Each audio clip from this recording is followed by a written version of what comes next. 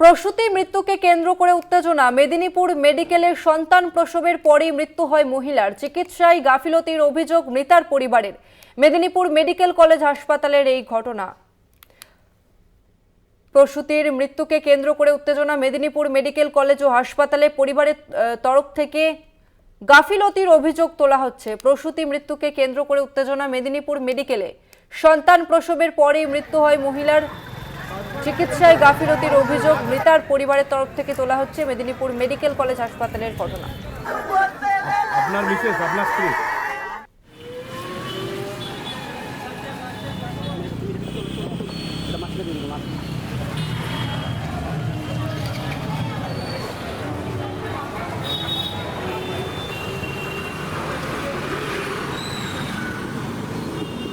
প্রসূতি মৃত্যুকে কেন্দ্র করে উত্তেজনা।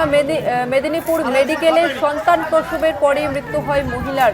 চিকিৎসায় গাফিলতির অভিযোগ মৃতার পরিবারের তরফ থেকে।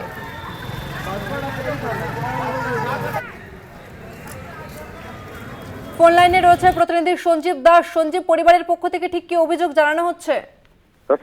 যেটা জানছে যে গতকাল ধরে বেশ কয়েকজন প্রসূতিকে ভর্তি করা হয়েছিল মেদিনীপুর মেডিকেল কলেজের মাতৃমাতে, এবং পরিবারের লোকদের অভিযোগ যে এখানে এক্সপায়ার ডেটের স্লাইন দেওয়া হয়েছে, যার ফলে গতকাল থেকে পাঁচজন প্রসূতি মা অসুস্থ ছিল, এবং তার মধ্যে আজকে সকালে একজন মারা গেছেন। মারা যাওয়ার পরই তার পরিবারের লোক এবং অন্যান্য লোকেরা সবাই হাসপাতালে ওখানে বিক্ষোভ দেখাতে শুরু করে এবং বিক্ষোভে ফেটে পড়ে।